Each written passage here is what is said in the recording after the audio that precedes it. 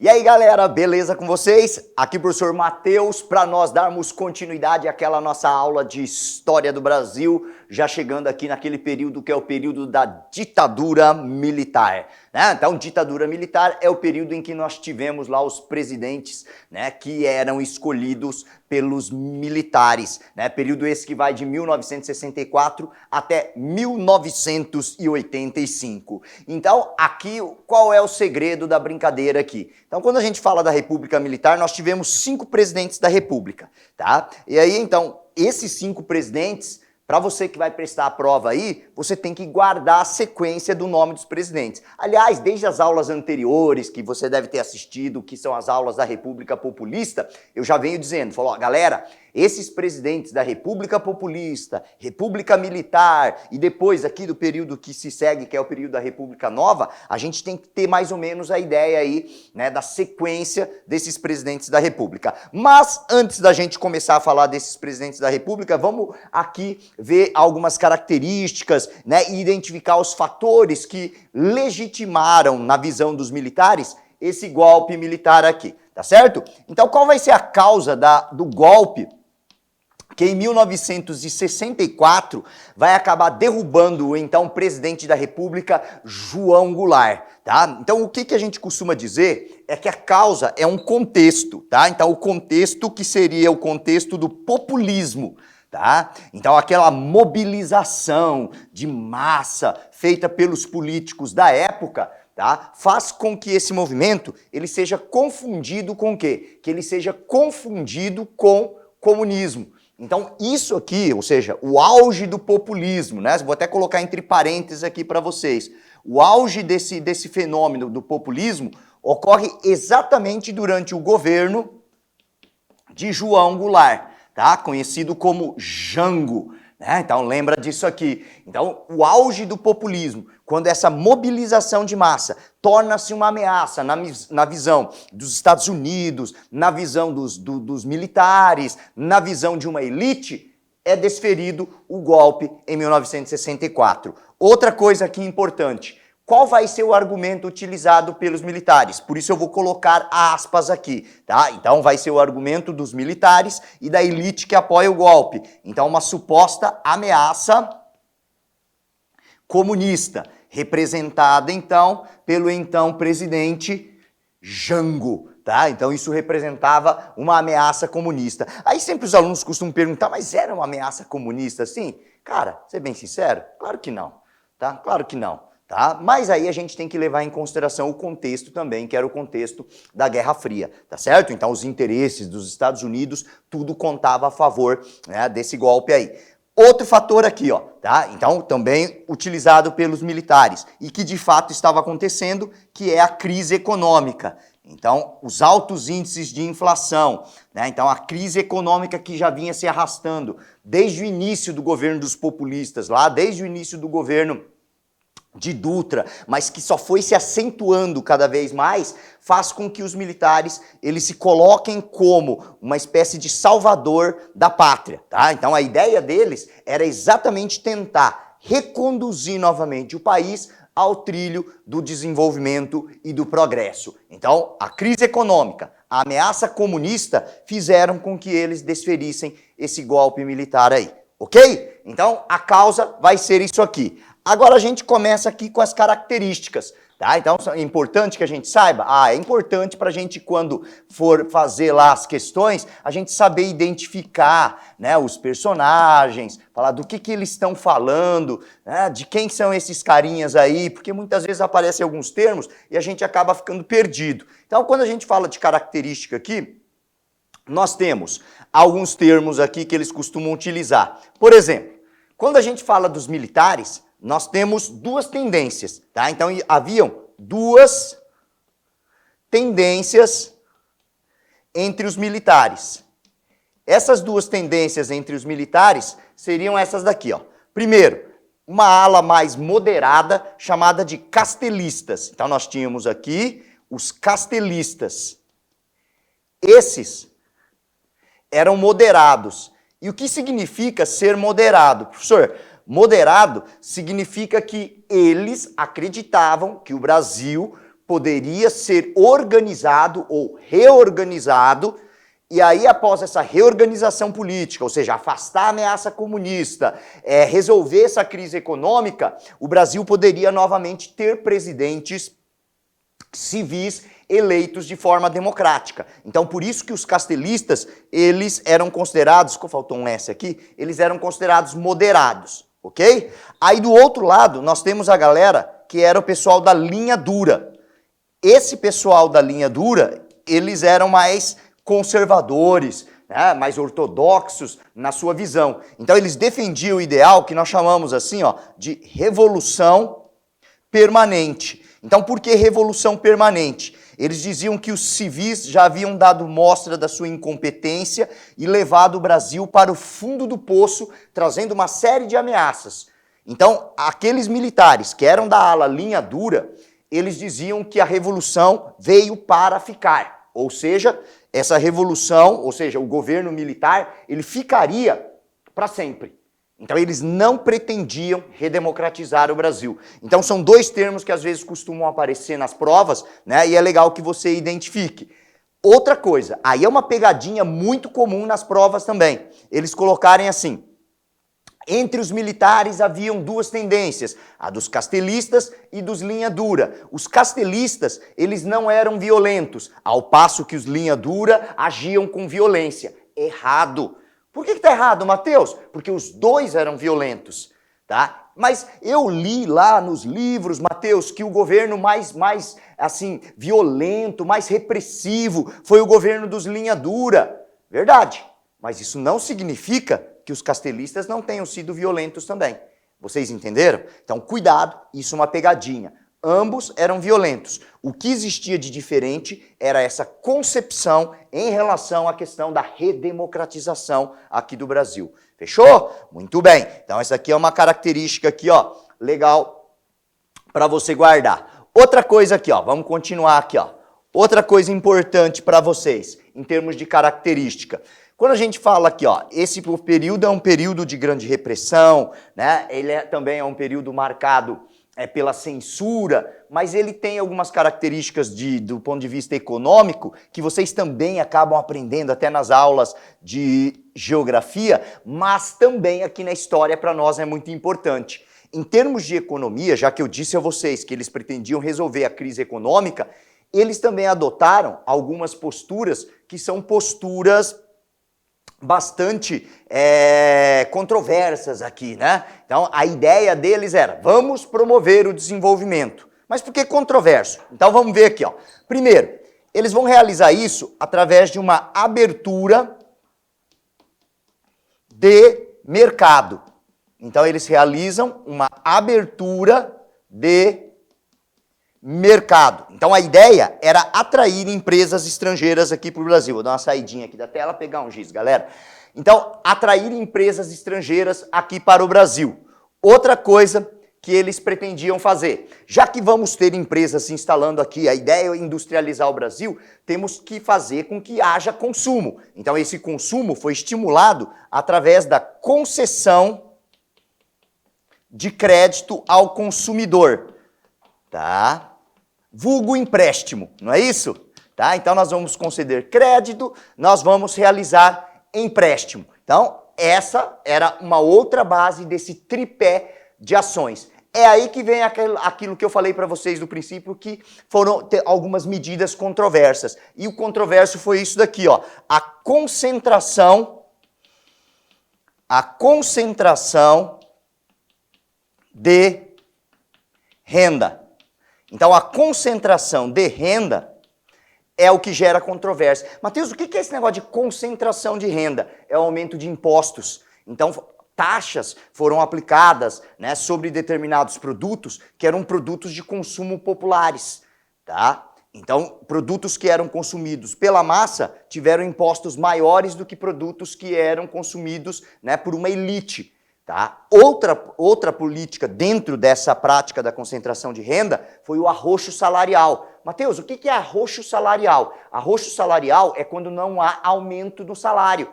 né? Quando o salário ele permanece sempre dentro de um mesmo patamar, não recebendo reajuste de acordo com a inflação. Então, isso aí é uma prática, né, voltada para a concentração de renda. Tanto que a frase mais famosa de tudo isso aí, né, vai ser dita pelo Delfim Neto, que era, né, que foi ministro da Fazenda aqui durante o regime militar. O que foi que ele disse?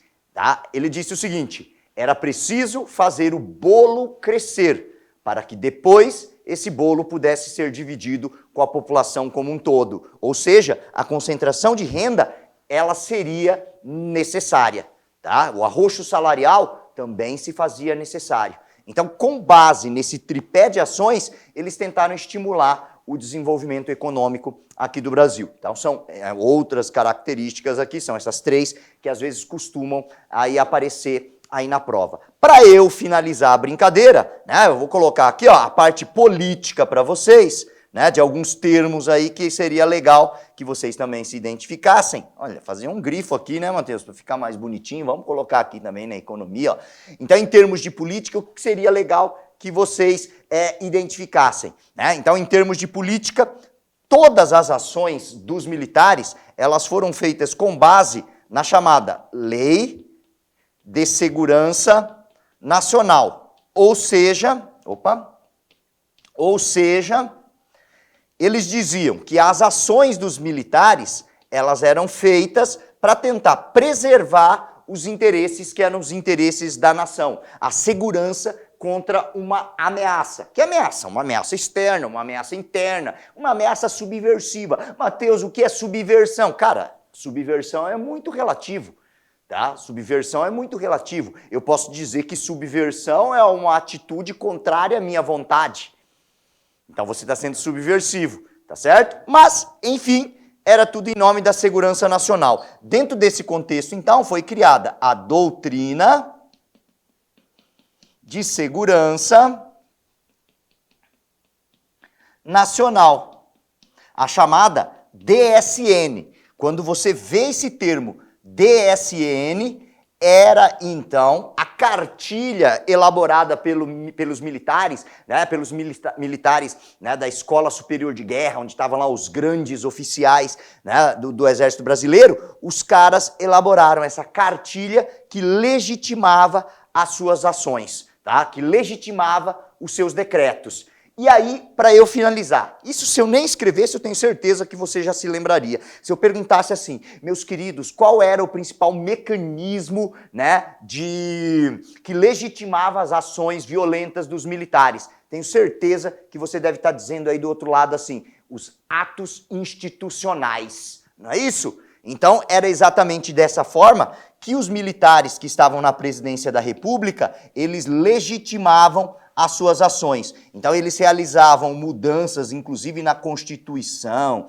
né? Eles criavam, então, leis, tá? Estabeleciam punições baseados nos atos institucionais. E, segundo eles, essa era uma prática legítima. Por quê? Porque visava preservar a segurança nacional, ok? Então, por isso, esse período da ditadura militar é um período marcado pela repressão, né? Repressão como? Repressão violenta, né? Tortura, através de repressão política, cassação de políticos que porventura fizessem oposição, fechamento do Congresso, tá? Intervenções em estados e municípios. Então, tudo isso, né, são atos baseados nesse princípio aí repressivo dos militares. Tá? Então, a censura aos meios de comunicação, que é algo bastante característico, aliás, dos regimes ditatoriais, né? Isso daí em qualquer lugar do planeta, infelizmente, né? Quando você cerceia, né, o direito de liberdade de expressão. Então, todo mundo deve se lembrar, quando fala de ditadura, né, da censura que foi estabelecido aos jornais. Então, vários veículos, né, de jornais impresso, né, como, né, o Estado de São Paulo, né, eles sofreram a intervenção dos militares, né, emissoras de TV, né, hoje nós falamos assim da TV Record. A Record, ela, na verdade, ela foi comprada, né, recentemente aí pelo pelo bispo Edir Macedo, então não tem a ver com aquela Record da época da ditadura, porque a Record mesmo, ela fechou as portas, né, com a ditadura militar. A mais antiga emissora de TV do Brasil, que era a TV Tupi, também acabou, né, fechando as portas. Vários jornais, revistas, né, também acabaram sendo fechadas porque não conseguiram resistir à censura imposta pelos militares. Quantos de vocês já não ouviram que para poder driblar a censura, né, eles tentavam disfarçar as notícias, mas quando não dava, para não aparecer em branco nos jornais, o que é que eles faziam? Eles colocavam receita de bolo. Na verdade era uma forma de protestar. Receita de bolo, né, receita de um bolo de carne, tá? Uma notícia bem nada a ver. Era uma forma deles protestarem, sem mencionar as intervenções que foram feitas também, né, no campo artístico, né, então tanto no teatro, né, o Teatro Arena, né, que foi fechado, né, vários poetas, vários escritores que também acabaram sendo perseguidos e acabaram tendo que deixar o país nesse período. Então, esse é um período marcado, né, por essas características, né, que eu acho que são dispensáveis até de escrever no quadro, né, censura, repressão, tortura, né? Fatos esses que são discutidos, são questionados até os dias de hoje. Beleza? Nossa, chega a dar um arrepio falar nisso, né? Pois é. Então vem comigo, Felipe, vamos continuar aqui e agora vamos começar a falar, então, dos presidentes da República. Então, como eu estava dizendo a vocês, são 5 presidentes da República que nós temos na ditadura militar. Primeiro, Castelo Branco, depois Costa e Silva, depois Médici, depois Geisel e por último João Batista Figueiredo, tá certo? E aí então nós vamos colocar e vamos organizar isso bonitinho aqui para você que está aí junto com a gente aqui na Sala do Saber e você não vai se esquecer dessas criaturas aí para sua prova. Deixa eu pegar mais um giz aqui para a gente continuar a nossa jornada. Bom, então o primeiro presidente dessa saga da ditadura militar é o Castelo Branco, tá? Ô, Matheus, você falou ali de castelista, linha dura, o Castelo Branco tem alguma coisa a ver com os castelistas? Pois é, tem tudo a ver, meus queridos. O Castelo Branco, ele vai ser o grande líder, né, desse bloco aí que eu falei para vocês, que é o bloco dos castelistas, tá? Então, ele assumiu lá em 1964 e vai até 1967. Matheus, eu tenho uma curiosidade. Como é que o Castelo Branco ele assumiu a presidência da República? Então eu digo aqui para você que está comigo aqui na sala. É o seguinte, quando ocorreu a derrubada do presidente João Goulart, foi então formada uma junta militar que passou a assumir o controle aqui do Brasil, né? Então João Goulart ele fugiu e aí uma junta militar acabou assumindo o controle. Quando essa junta militar ela assume, ela já fecha o Congresso Nacional e realiza um expurgo, tá? Ele dá uma filtrada lá no Congresso Nacional. Então, vários políticos que foram considerados políticos subversivos, ou seja, eram uma ameaça à segurança nacional, tiveram seus mandatos cassados. A mesma coisa também ocorre nos níveis municipais e no nível estadual. Então, vários governadores de estado, né, que eram considerados subversivos ou que possivelmente podiam causar algum tipo de problema, acabaram também perdendo os seus direitos políticos. E aí, então, com esse Congresso, né, todo ele depurado, ou seja, filtrado para atender os interesses, que eram os interesses dos militares, eles impuseram para esse Congresso, para aqueles deputados e senadores que lá estavam, o nome do Castelo Branco. Tipo assim, agora o nosso presidente vai ser o Castelo Branco. Eu quero que vocês votem nele. Alguém aqui discorda? Não. Não é? Então todo mundo, concordamos. Então, quer dizer, aceitaram Castelo Branco. Então, foi uma imposição dos militares que foi aceita pelo Congresso. E aí, então, começa o governo de Castelo Branco. O que marca o governo de Castelo Branco? Ele dá início àquela política econômica baseada naquele tripé de ações que eu falei para vocês, tá? Então, ele inicia, em termos de economia, né, aquele programa de reestruturação da nossa economia através, né, do plano de ação, né, do governo Castelo Branco, tá? Então, o programa de ação do governo Castelo Branco, conhecido como PAEG, tá certo? Então, esse PAEG aqui, ele segue aquele tripé de ações que eu falei para vocês. Então, a ideia era atrair empresas estrangeiras aqui para o Brasil, tá? A ideia era conceder créditos, a ideia era também promover a concentração de renda. E aqui tem um destaque aqui que eu acho que vale a pena eu colocar para vocês. uma das coisas que foi feita dentro desse contexto aqui, ó, em termos até de questões trabalhistas, de legislação trabalhista, vai ser a criação do fundo de garantia por tempo de serviço. Aí você vai falar, nossa, Matheus, mas isso aí é uma coisa legal, não é verdade? Não deixa de ser uma coisa legal. Mas você sabe por que ele foi criado? Pelo presidente Castelo Branco? Porque nós não tínhamos aqui no Brasil uma política voltada à demissão, né, de trabalhadores sem justa causa. Não podia demitir sem justa causa, a multa era muito grande. E aí o que vai ocorrer, o que vai acontecer é o seguinte, as empresas estrangeiras não queriam se instalar aqui porque esse custo do trabalhador brasileiro era muito alto, né? Os encargos trabalhistas são muito altos. E aí o que ele fez? Para poder atrair empresas estrangeiras, né, que queria, muitas vezes, né, fazer cortes de funcionários, né, então não tem justa causa, simplesmente por uma questão mercadológica. Eles criaram um fundo de garantia. Então, você todos os meses, né, deposita lá 9% do salário do trabalhador, né, o equivalente a 9% do salário do trabalhador, e se ele for demitido sem justa causa, ele pode recolher, receber, né, esse fundo que é criado para ele. Não é assim que funciona? Então foi criado durante o governo dos militares, para dar mais flexibilidade à legislação trabalhista. Matheus, poderia aparecer na minha prova dizendo que foi uma flexibilização já iniciada no governo dos militares, das leis trabalhistas criadas durante o governo de Getúlio Vargas? Sim, pode ser que apareça desse jeito aí para você, ok? Bom, então, em termos de economia, esse é um ponto importante. O que é mais importante aqui também? Durante o governo do Castelo Branco, então, vão começar a ser editados os atos institucionais. Até por volta, então, de 1965, a estrutura política brasileira não havia sido muito modificada, não. Tá? Então, os militares eles acreditavam que, iniciando esse processo de organização econômica, essa depuração política, eles poderiam conduzir o processo tendo um controle, né, sobre a política nacional sem a necessidade de grandes mudanças. Mas isso daí não aconteceu como os militares esperavam. Tá? Então, nas eleições, inclusive, para governadores de estado que ocorreram em 1965, que não foram em todos os estados brasileiros, os militares eles perderam eleições em locais chaves, em estados chaves. E aí eles perceberam que isso havia acontecido, por quê? Porque havia ainda aqui no Brasil uma forte oposição contra o governo dos militares. E é aí então que os militares, para poder ter um maior controle sobre o processo político aqui no Brasil, ter um controle sobre a oposição, argumentando que isso, né, essa situação toda era uma ameaça à segurança nacional, vai ser editado aí o primeiro ato institucional que você que está aí precisa se lembrar, tá? Porque cai no vestibular. É no governo do Castelo Branco que é decretado o ato institucional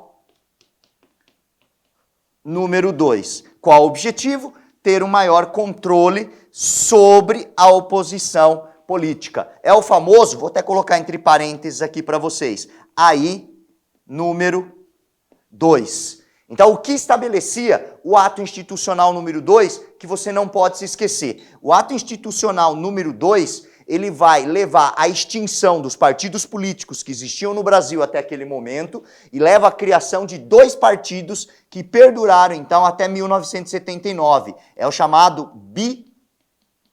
bipartidarismo.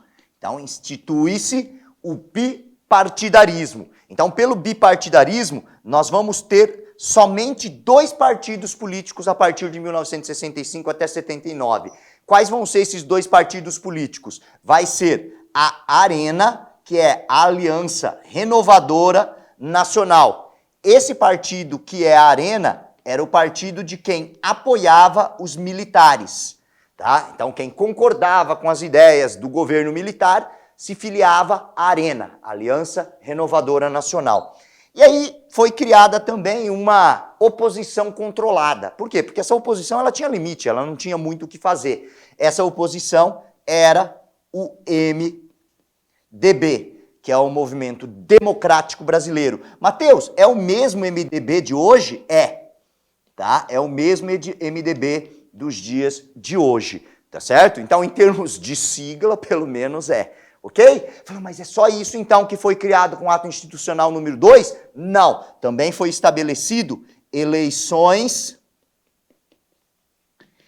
indiretas para quê? Eleições indiretas para presidente da República, tá? Então, eleições indiretas para presidente da República, e aí depois, através de um ato complementar, denominado de ato institucional número 3, também foi estendido as eleições indiretas para governadores de estado. Então, meus queridos, lembra, uma das características mais marcantes da ditadura militar é isso, a existência de somente 2 partidos, que é a Arena e o MDB, e a realização de eleições indiretas, principalmente para presidente da República, mas que também foi estendida para governadores de estado. E aí, para a gente finalizar aqui, ó, vem comigo, Felipe, é só mais uma última coisinha sobre o governo do Grande Castelo Branco aqui, vai ser a decretação de um último ato institucional nos últimos dias do seu governo, que é o ato institucional número 4, que também ficou conhecido como Constituição, tá? Ficou conhecido como Constituição de 1967, tá certo? Então isso aqui ficou conhecido como Constituição de 67. Por quê? Porque o ato institucional número 4 obriga os congressistas a incorporarem na Constituição de 1967, todos os decretos, todos os atos institucionais que haviam sido criados pelo governo do Castelo Branco até então. Beleza? Então, quer dizer, quem dá o start, quem dá esse início ao governo dos militares e cria toda a base para depois ter continuidade, vai ser o governo de Castelo Branco. E aí, uma coisa muito interessante. Quando todos pensavam que a ditadura militar iria acabar aqui em 1967, né, que o Castelo Branco iria convocar novamente eleições livres aqui no Brasil, isso não aconteceu. Para surpresa de todos, ele indicou o seu sucessor. Quem foi o sucessor? Vai ser o Costa e Silva, tá? Então, o Arthur Costa e Silva, professor? Sim. E é aí que a ficha da galera caiu. Como assim a ficha da galera? Aí caiu a ficha, que de fato não havia sido só um golpe que derrubou o João Goulart e que traria novamente a democracia para o Brasil logo depois de um tempo. Todo mundo percebeu que a partir dali começava a ditadura militar mesmo. E aí começam os anos de chumbo. Mas esse é assunto para a nossa próxima aula. Beleza? Um abraço a todos, até lá então. Tchau, tchau.